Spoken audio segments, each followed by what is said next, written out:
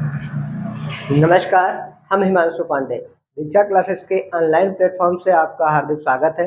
जैसा कि हम लोग वर्णमाला पढ़ रहे थे, वर्णमाला में हमने स्वर के बारे में पूरा पढ़ा दिया था। उसके बाद में स्वर का क्वेश्चनएयर भी करा दिया था। उसके बाद नंबर था हमारा व्यंजन पर। तो व्यंजन में हमने आपको उस दिन बहुत सारा बताया था कुछ, लेकिन उसी के आगे जो रह गया था, एक बार जो वो हमने बताया था, जो शायद लास्ट में हमने सबसे बताया था, अल्पप्राण और महाप्राण। तो अल्पप्राण भी आपने देखे होंगे। उसके बाद में अघोष और सघोष आता है। तो आता वो देख लेना किसके आधार पर है, उच्चारण के आधार पर किनमें वो आते हैं। तो सबसे पहला, उसके बाद में अल्पप्राण और महाप्राण समाप्त होने के बाद में तुम्हारा सबसे पहला था कि घोषत्व, नाद, गूंज और कंपन के आधार पर व्यंजन। कौन कौन से थे? तो घोषत्व, नाद, गूंज और कंपन के आधार पर व्यंजन। ठीक, तो इनमें तुम्हारा अगर पूछा जाए तो तुमको बताना है ये दो प्रकार के होते हैं। अगर तुमसे पूछा जाए घोषत्व, नाद, गूंज, कंपन के आधार पर व्यंजन कितने प्रकार के होते हैं, तो इनमें तुमको बताना है कि व्यंजन दो प्रकार के होते हैं। नंबर एक अघोष, नंबर दो सघोष। और सघोष को घोष भी कहा जाता है। तो अघोष और सघोष दो में बांटा गया। तो सबसे पहली हेडिंग हम डालेंगे क्या? अघोष। तो अघोष हेडिंग डालेंगे तो सबसे पहले उसमें डिफिनीशन लिखनी है। क्या लिखनी है? कि जिन ध्वनियों के उच्चारण में या जिनके उच्चारण में स्वर तंत्रिकाओं में कंपन नहीं होता। फिर से देख लेना, जिन ध्वनियों के उच्चारण में स्वर तंत्रिकाओं में कंपन नहीं होता वे अघोष ध्वनियां कहलाती हैं। क्या कहलाती हैं? अघोष ध्वनियां कहलाती हैं। फिर देख लेना, जिन के उच्चारण में स्वर तंत्रिकाओं में कंपन नहीं होता वे अघोष ध्वनियां कहलाती हैं। जैसे एग्जाम्पल के तौर पर देख लेना कि ये प्रत्येक वर्ग के प्रथम और द्वितीय वर्ण, क्या मतलब प्रत्येक वर्ग के प्रथम और द्वितीय वर्ण तथा तीनों प्रकार की शा, क्या तीनों प्रकार की शा अघोष ध्वनियां कहलाती हैं। क्या कहलाती हैं? अघोष ध्वनियां कहलाती हैं। देख लेना, प्रथम और तृतीय हमने बताया था, क्या बताया था? प्रथम और द्वितीय। इसको 12 के नाम से याद भी रखते हैं। तो हमने टेबल भी बना रखी है। देख लेना, प्रत्येक वर्ग का पहला मतलब का, खा, चा, छ, टा, ठा, ता, था या पा और फा। पा और फा। फिर देख लेना, का, खा, चा, छ, टा, ठा, ता, था, पा और फा क्या कहलाते हैं? अघोष ध्वनियां कहलाती हैं। ये अगर तुम्हारे दो वर्ग हो गए, मतलब पहला वर्ग और दूसरा वर्ग, तो दोनों में टोटल लेटर हो गए हमारे कितने? 10। कितने हो गए? 10 हो गए। और हमने क्या बताया था? तीनों प्रकार की शा। क्या बताया था? एक ये शा, एक ये शा, एक ये शा। इन तीनों को मिला दिया जाए 10 में तो तुम्हारे कितने बन गए? 13। तो टोटल अघोष ध्वनियां पूछे या टोटल अघोष वर्ण पूछे तो इनकी संख्या कितनी होती है? तो इनकी संख्या 13 होती है। अब दूसरे पार्ट पर चलते हैं। तो जो कि तुम्हारा अघोष और सघोष में बटा था, सघोष को घोष भी कहा जाता है। हमने भी बताया था कि सघोष को घोष कहा जाता है या नाद भी कहा जाता है। इसमें तुमको डिफिनीशन लिखनी है कि जिन ध्वनियों के उच्चारण में स्वर तंत्रिकाओं में कंपन होता है वे तुम्हारे घोष, सघोष या नाद कहलाते हैं। मतलब जिनमें कंपन नहीं होता है वो तुम्हारे अघोष, और जिनमें कंपन होता है वो क्या कहलाते हैं? सघोष कहलाते हैं या घोष कहलाते हैं या नाद कहलाते हैं। इनमें देख लेना कितने क्या है। एग्जाम्पल के तौर पर प्रत्येक वर्ग का तृतीय, चतुर्थ और पंचम, मतलब इसको हमको याद रखना है 2 3 5, 2 3 नहीं 3 4 5, इसका मतलब 345। अघोष में याद रखना है 12 और सघोष में याद रखना है 345। 345 का मतलब ये हुआ प्रत्येक वर्ग का तीसरा वर्ग, चौथा वर्ग और पांचवा वर्ग क्या कहलाता है? सघोष कहलाता है। प्लस तुम्हारा और देख लो क्या क्या कह रहा है कि यार अलावा, मतलब अंत्यस्थ व्यंजनों की संख्या कितनी? 4 प्लस तुम्हारा हा। और अंग और आहा मतलब अनुस्वार और विसर्ग दोनों सम्मिलित है, और प्लस तुम्हारा क्या सम्मिलित है, सभी स्वर, सभी स्वर। तो कितने तुम्हारे हो गए, तो तुम्हारा हो गया जाके, तो एक बार काउंट करके देख लेते हैं कि प्रत्येक वर्ग का तीसरा, चौथा, पांचवा, एक वर्ग में 5, तो 3 वर्गों में कितने हो गए, 15। 3 वर्गों में 15 हो गए। उसके बाद में क्या कह रहा है, देख लेना कि या, रा, ला, वा और हा। तो यारा, लावा अंत्यस्थ व्यंजन, अंत्यस्थ व्यंजनों की संख्या 4 प्लस तुम्हारा 1 हार। उसके बाद में कह रहा है अंग और आहा मतलब अनुस्वार और विसर्ग 2 ये हो गए, प्लस तुम्हारे सभी स्वर कितने, 11। तो तुम्हारे हो गए ये 4 1 5 5 5 10, 10 2 12 1 13, हासिल लगा 1 और 1 2 3। मतलब तुम्हारे अगर पूछा जाए कि कितने तुम्हारे टोटल घोष या सघोष हैं, तो टोटल तुम्हारे स्वर हैं, घोष ध्वनियां हैं 33। ठीक, कितनी है, 33 ध्वनियां कौन है, सघोष की। घोष की बात करें तो घोष की टोटल ध्वनियां 13, और सघोष की बात करें तो 33, क्योंकि तुम्हारा 345 मतलब प्रत्येक वर्ग का तीसरा, चौथा, पांचवा, प्लस तुम्हारा अंत्यस्थ व्यंजन, प्लस तुम्हारा हार, प्लस तुम्हारा सभी स्वर, और साथ में अनुस्वार और विसर्ग। इन सबको यदि ऐड कर लें तो टोटल संख्या हमारी हो गई 33। देख लेना, तृतीय वर्ग का गा, चतुर्थ का घा, ये गा मतलब गा घा डा जा झा या टा, और फिर तुम्हारे इस हिसाब से तुम्हारी टेबल पूरी बनी हुई है, ये देख लेना। और बाकायदा नोट्स बनाते हुए सब लोगों को चलना है। क्या बना के चलना है, टोटल तुम्हारे नोट्स बनाते हुए चलना है। तो टोटल तुम्हारे यार अलावा हा को मिलाए थे, अनुस्वार और विसर्ग को हमने बता दिया था, सभी स्वर मतलब शुद्ध स्वरों की संख्या 11 को उठाया, तो 11 सबको मिला करके हमारा कितना आया, 33 आया। तो टोटल पूछा जाए, अब सबको बता लेना है कि अघोष ध्वनियां पूछी जाए तो 13 है, सघोष पूछी जाए तो 33 है, और अगर घोष की डिफिनेशन पूछी जाए मतलब जिनमें कंपन होता है वे सघोष, जिनमें कंपन नहीं होता है स्वर तंत्रिकाओं में वे तुम्हारी अघोष ध्वनियां कहलाती हैं। उसके बाद हम नेक्स्ट पॉइंट पर चलते हैं, प्रयत्न के आधार पर। प्रयत्न के आधार पर चलने के बाद में सबसे पहले हम हेडिंग टाइम में ही डाल लेते हैं प्रयत्न। इसमें देख लेना क्या हेडिंग डाल लेंगे, प्रयत्न के आधार पर डाल लिया, ठीक यही बना लेना। प्रयत्न नहीं अगर लिखना, अगर लिख लेंगे ज्यादा बेटर। उसके बाद तुम्हें लिखना है ध्वनि के उच्चारण में, मतलब जिन ध्वनियों के उच्चारण में मुखांगों द्वारा किया गया प्रयास। फिर देख लेना, जिन ध्वनियों के उच्चारण में मुखांगों द्वारा किया गया प्रयास प्रयत्न होता है, मतलब जिन ध्वनियों के उच्चारण में मुखांगों द्वारा कोई भी प्रयास किया गया हो वो प्रयास तुम्हारा प्रयत्न होता है। इन्हें 8 भागों में बांटा जाता है। कितने भागों में बांटा गया इनको, तो इनको 8 भागों में बांटा गया। तो सबसे पहला भाग तुम्हारा है स्पर्श व्यंजन।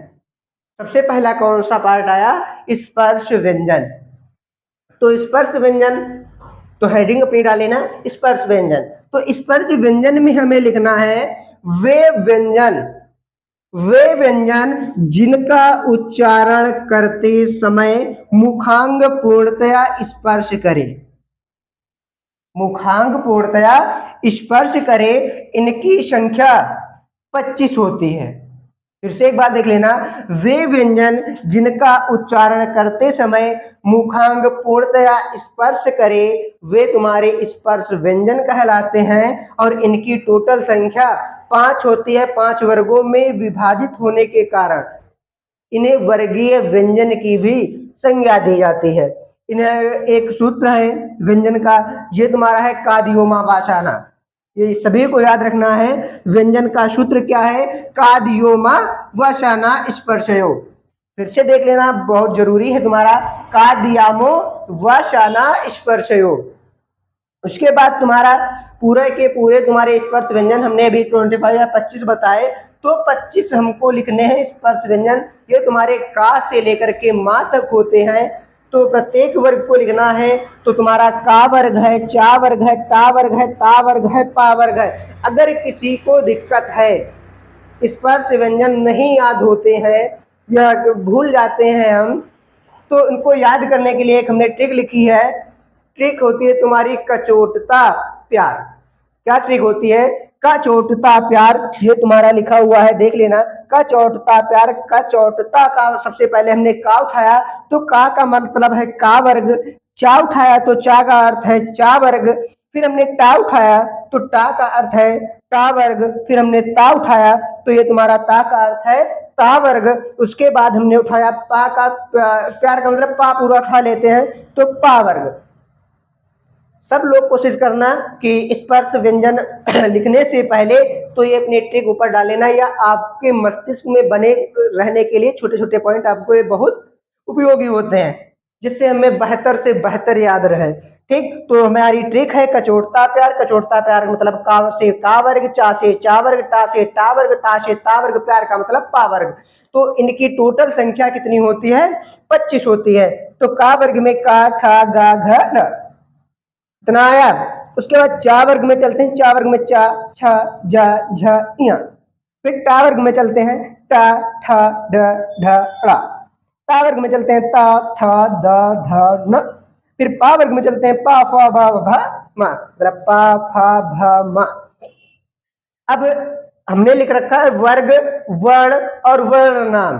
तो हमने अभी बताया था कि इन्हें वर्गीय व्यंजन भी कहा जाता है। क्यों? देखो तुम्हारे 1 2 3 4 5 कितने वर्ग?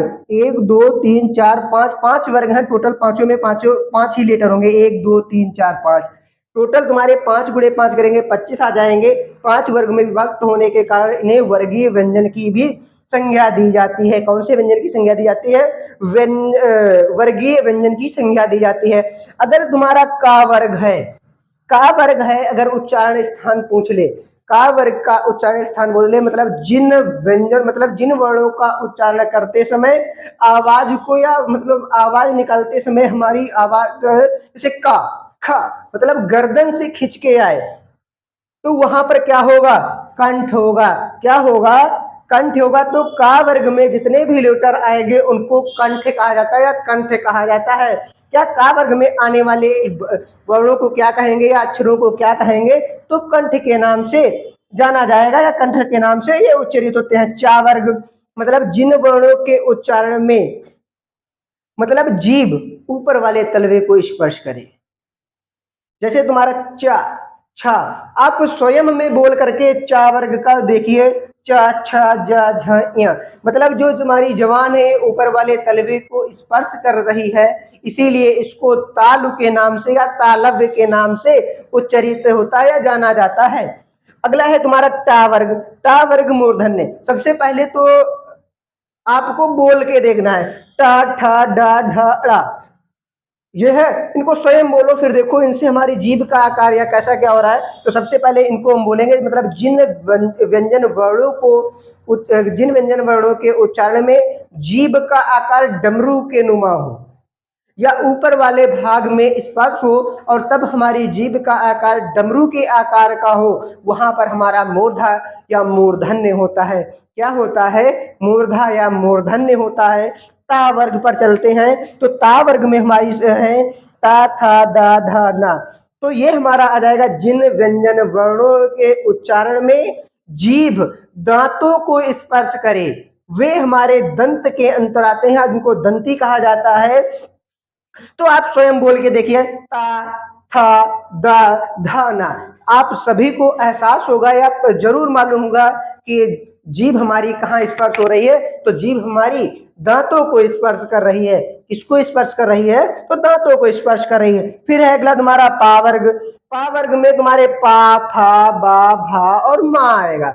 इसमें होता है जिन व्यंजन वर्णों के उच्चारण में दोनों ओठ एक दूसरे को स्पर्श करें। क्या? दोनों ओठ एक दूसरे को स्पर्श करें, वहां पर ओष्ठ्य होता है।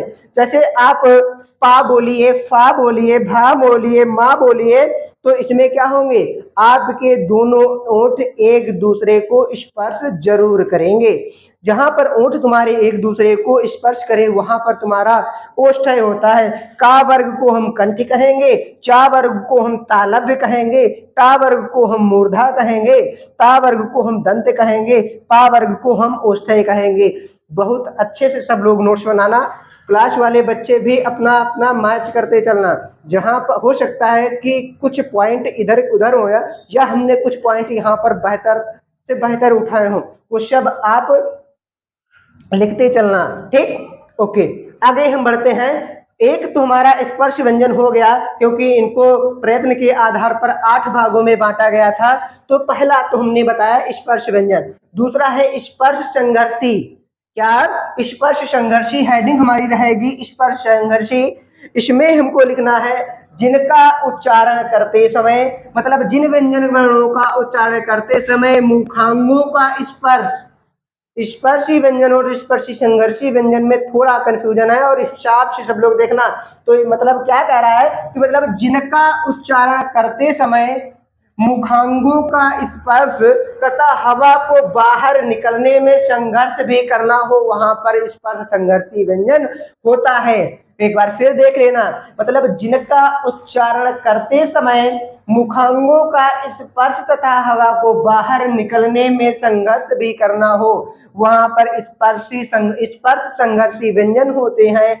इनकी संख्या 4 होती है। कितनी होती है? 4 होती है। चा, छा, जा, झा। चा, छा, जा और झा। तो स्पर्श संघर्षी व्यंजनों की संख्या पूछी जाए तो 4 होती है। चा, छा, जा और झा। अब तीसरे पॉइंट पर चलते हैं, अंत्यस्थ व्यंजन। किस पॉइंट पर चलते हैं? अंत्यस्थ व्यंजन। इसमें लिखा हुआ है जिन व्यंजन वर्णों के उच्चारण में मुखांग आंशिक रूप से स्पर्श करते हैं, मतलब आंशिक रूप से स्पर्श करना या जो करते हैं वे हमारे अंत्यस्थ व्यंजन कहलाते हैं। मुखांग आंशिक रूप से स्पर्श करते हो, वहां पर तुम्हारा अंत्यस्थ व्यंजन होगा। इनकी संख्या तुम्हारे 4 होती है। वो होते हैं या, रा, ला, वा।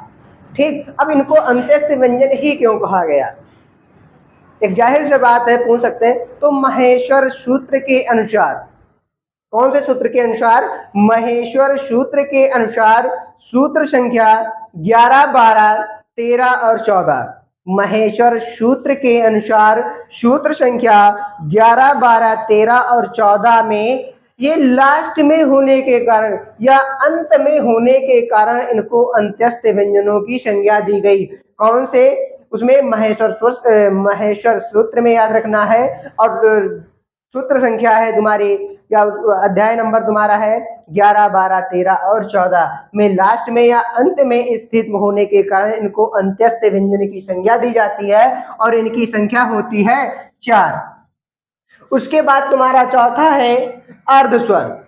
अर्धस्वर जिनका उच्चारण करते समय, मतलब जिन व्यंजन वर्णों का उच्चारण करते समय मुख आंशिक रूप से स्पर्श करे, मुख आंशिक रूप से स्पर्श करे, अर्धस्वर कहलाते हैं। इनकी संख्या 2 होती है, या और वा।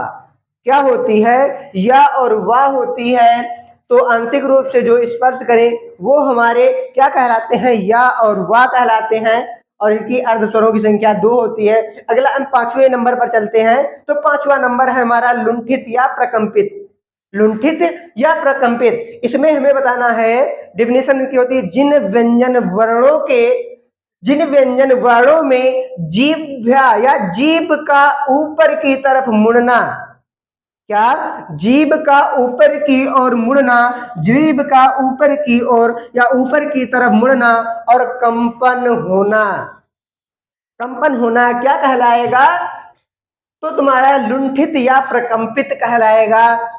और ये तुम्हारा होता है रा। वैसे तुम्हारा क्वेश्चन पेपर में ऐसा मिलेगा कि रा को किस नाम से जाना जाता है? तो रा को तुम्हारा जाना जाता है लुंठित या प्रकंपित व्यंजन के नाम से जाना जाता है। अगले हम पॉइंट 6 पर चलते हैं। तो तुम्हारा छठा नंबर है पार्श्विक व्यंजन। क्या है? पार्श्विक व्यंजन। पार्श्विक व्यंजन मतलब जिन व्यंजन वर्णों में हवा जिह्वा के दोनों पार्श्व, मतलब दोनों के अगल बगल से गुजरे, या पार्श्व भाग या पार्श्व बगल के भागों से निकले वहां पर लुंठित नहीं है, सॉरी, मतलब पार्श्विक व्यंजन जिन व्यंजन वर्णों के उच्चारण में हवा जिह्वा के दोनों पार्श्व, पार्श्व का मतलब बगल, मतलब आसपास के भागों से निकले, वहां पर तुम्हारा पार्श्विक व्यंजन होता है। पार्श्विक व्यंजन ला को कहते हैं। किसको कहते हैं? ला को कहते हैं। एक चीज और याद कर लेना, याद रखना, ध्यान रखना कि पार्श्विक लुंठित अर्ध स्वर के ही अंतर्गत आते हैं। तुम्हारा अर्ध स्वर हमने 4 बताए थे, नहीं, हाँ, अर्ध स्वर ये तुम्हारे अंत्यस्थ व्यंजन बताए थे कि या रा लावा होते हैं, या रा लावा होते हैं। देख लेना, अर्ध स्वर में हमने यावा को बांट दिया, लुंठित या प्रकंपित में हमने रा को बांट दिया, पार्श्विक में हमने ला को बांट दिया। तो ये तुम्हारे पार्श्विक लुंठित अर्ध स्वर अंत्यस्थ व्यंजन के अंतर्गत आते हैं। 7वें नंबर पर हम चलते हैं, तो 7वां नंबर हमारा है ऊष्म ईशत स्पष्ट। ऊष्म ईशत स्पष्ट मतलब ऊष्म व्यंजन वाला है। तो इसमें उच्चारण, जिन व्यंजन वर्णों के उच्चारण में, मतलब जिन व्यंजन वर्णों के उच्चारण में, जिन व्यंजन वर्णों में हवा घर्षण के कारण उष्म होकर बाहर निकलती है, मतलब गर्म होकर बाहर निकलती, जिन व्यंजन वर्णों के उच्चारण में हवा घर्षण के कारण उष्म होकर या गर्म होकर बाहर निकलती है, वे हमारे ऊष्म व्यंजन कहलाते हैं। इनकी संख्या 4 होती है, तीनों प्रकार की शा और हा। क्या होती है? तीनों प्रकार की शा और हा। तो तीनों प्रकार की शा और हा किसके अंतर्गत आएगी? तो ऊष्म व्यंजन के अंतर्गत आएगी। 8वां नंबर है उच्छिप्त ताड़न जात विकसित या द्विगुण। क्या है? उच्छिप्त ताड़न जात विकसित द्विगुण। ये मतलब ये एक दूसरे के अन्य नाम हैं। तो इनकी संख्या 2 होती है, ढ और ढ। तो उच्छिप्त मतलब देख लेना, उच्छिप्त तुम्हारा दिया हुआ है, मतलब जिन व्यंजनों की वर्णों के उच्चारण में जिह्वा का ऊपर उठकर, मतलब जिन व्यंजन वर्णों के उच्चारण में जिह्वा का ऊपर उठकर झटके से नीचे की तरफ आना, मतलब झटकों में नीचे की तरफ आना उत्क्षिप्त व्यंजन कहलाता है। क्या कहलाता है? उत्क्षिप्त व्यंजन कहलाता है। ये तुम्हारे ढा और ढा लिखे हुए हैं। फिर है विकसित, विकसित ध्वनि। ठीक, विकसित तुम्हारा ड और ढा है के विकास से बने होते, मतलब ये तुम्हारे डा और ढा के विकास से, मतलब कहां से विकसित है? तो इनके डा और ढा के विकास से बने होते हैं। किससे बने होते हैं? तो इनके और इनके विकास से बने होते हैं। द्विगुण व्यंजन, तुम्हारा द्विगुण व्यंजन पड़ा हुआ है, तो ये तुम्हारे डा और ढा का प्रयोग 2 रूपों में होता है। जो तुम्हारे द्विगुण व्यंजन होते हैं, द्विगुण व्यंजनों की संख्या 2 होती है। इनका उच्चारण या इनका प्रयोग 2 भागों में होता है। कौन कौन से भाग में होता है? देख लेना, एक तो नुक्ता रहित, दूसरा नुक्ता सहित। एक तो तुम्हारा होता है नुक्ता रहित और एक होता है नुक्ता सहित। ये तुम्हारे लिखे हुए हैं। आज की क्लास यहीं पर हम समाप्त करते हैं और फिर मिलते हैं हम नेक्स्ट वीडियो में। हम आशा करते हैं कि आप लोग बहुत अच्छे से नोट बनाए होंगे, बहुत अच्छे से समझ में आया होगा। आज के लिए बस इतना ही, धन्यवाद। मिलते हैं नेक्स्ट वीडियो में। सभी लोग लाइक शेयर कमेंट जरूर करिएगा और बताइएगा कि हम और हमारी टीम कैसा आप लोगों को पढ़ा रही है और कैसा आप लोग उसको समझ में रहे, कैसा क्या कुछ भी, मतलब जो तुम्हें अच्छा लगे या बुरा लगे हम लोगों के बारे में जरूर बताइएगा। धन्यवाद।